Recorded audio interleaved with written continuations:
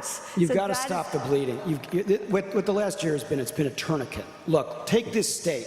What is it, 13%, 15% unemployment? 15? 17? You could be, if you didn't have the state stabilization fund and the billions coming in here from Washington, you'd be up over 20%. That's a lot of human hardship. Well, it would be even higher. You know, what the economists, including conservative economists, when they were looking at the stimulus, one of the things that people agreed that they should put money into was food stamps. Food stamps and extend unemployment compensation, prevent layoffs. A huge amount of the stimulus went to prevent layoffs. Now, when you're not laid off, it's like the dog that didn't bark in the Sherlock Holmes story. You know, you don't really know. That's the clue, that the dog that didn't bark. When you haven't been laid off, you can't quite, it's an abstraction to try to conceive the consequences of if you had been laid off. But think back to the Depression, where in the 1932-33 school year, you had teachers who were not paid for the entire 1932-33 school year. The reason that the mayor of Chicago took the bullet for FDR in Florida, when a gunman got off 5 shots at FDR, he killed the mayor of Chicago. I wanted to know, when I was doing my research, why was the mayor down there? It's because his teachers hadn't been paid. Now, if we hadn't gone for a big spending stimulus program this year, the teachers in Michigan wouldn't have been paid. And if they couldn't be paid, then they couldn't pay their bills, and the local businesses in their community and their little shopping malls would go even more out of business than they are today, and you'd have a downward cycle. So at a certain point, the government is the only institution that can save the economy when it is tanking. There is no alternative. That is the unfortunate, sad reality, and it is a dagger at the heart of free market economics. It's a great idea. It works much of the time to provide all sorts of benefits for our society.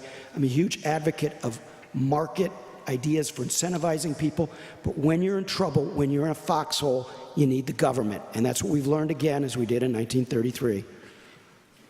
Did you want to respond? No, I just don't think we're in a perpetual foxhole. Michigan, you can argue it many ways. Michigan is, as I said before, a very New Deal-ish state, and it hasn't brought you to a good place.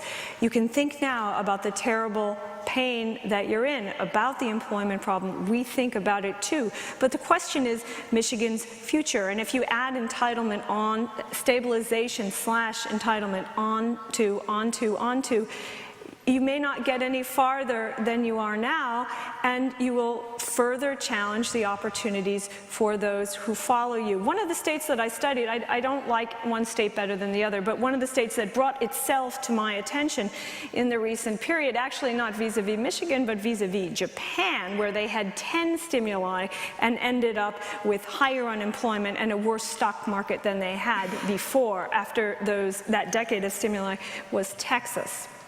Texas brought itself to my attention because Texas basically was allowed to fail. Texas wasn't too big to fail. It failed and failed and failed, and every bank in Texas has a different name than it had 15 years ago or 20 years ago. What happened to Texas? It was terrible. People were very sorry. There was a lot of trouble. But overall, Texas was able to recover. It was not just related to the energy price. And now unemployment in Texas is not that bad. It's below the average instead of way above it. We're not saying we love one place or the other, but or at least I'm saying there are some models that are worth looking at that are different from the New Deal model. I agree on looking at different models, but I just have to ask a really simple question. Let's say instead of your name being Amity Shlaes, your name was Jennifer Granholm. Would you have refused the stimulus money from Washington? I think that's to force me into a corner. But I do think that the governors and senators who were less hospitable, less willing to take the stimuli, were making points that will matter over time.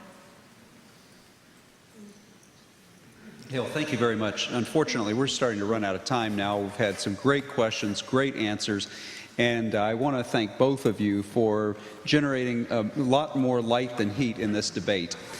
It is now my pleasure to invite my good friend and colleague from the Seidman College of Business to come up and address you very briefly, Dean James Williams.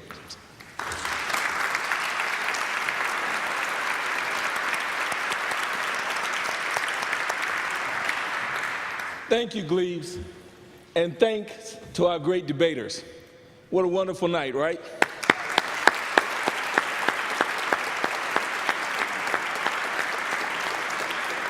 I'd like to thank Pastor Wooden and the parishioners for inviting us into this great facility. We really want to thank you for sharing some of your evening with us.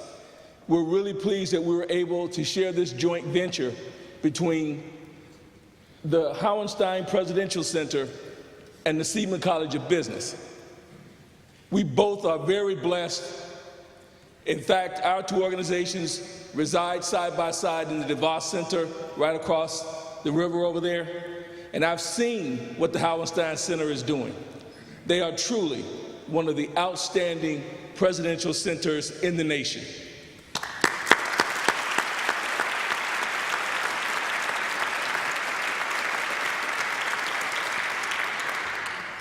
And the Presidential Center and the Seidman College of Business both are blessed with tremendous role models.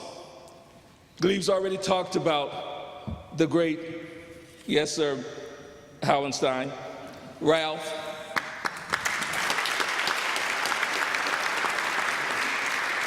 Leadership and service, we really appreciate what you provided and the role model that you are for all of us. But the Seidman College of Business is also very proud of a role model. Mr. L. William Bill Seidman was our role model and still is. Although he passed away during May, he left a rich legacy of leadership and service for the Seidman College of Business and all of Grand Valley State University. And I know he would have appreciated this session tonight. So we thank you on behalf of Bill Seidman. We're going to continue our journey through this economic maze tomorrow morning. So we invite you to join us at 7:30 for breakfast over at the DeVos Center, the Loosemore Auditorium, where Mr. Dimitrovic, Brian, and 6 economic panelists are going to talk about the economic recovery today. So we will continue this discussion tomorrow morning. Please join us. At the back of the church, there will be a book signing as we leave. And so on behalf of Grand Valley State University, the Hauenstein Presidential Center, and the Seidman College of Business, I wish you a good evening.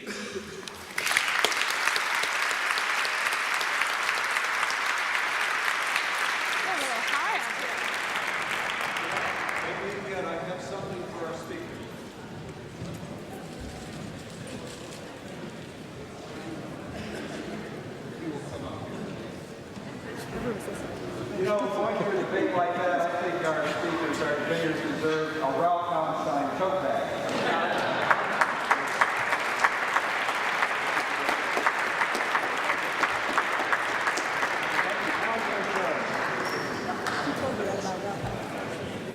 The preceding program is copyrighted by Grand Valley State University. Visit us at gvsu.edu.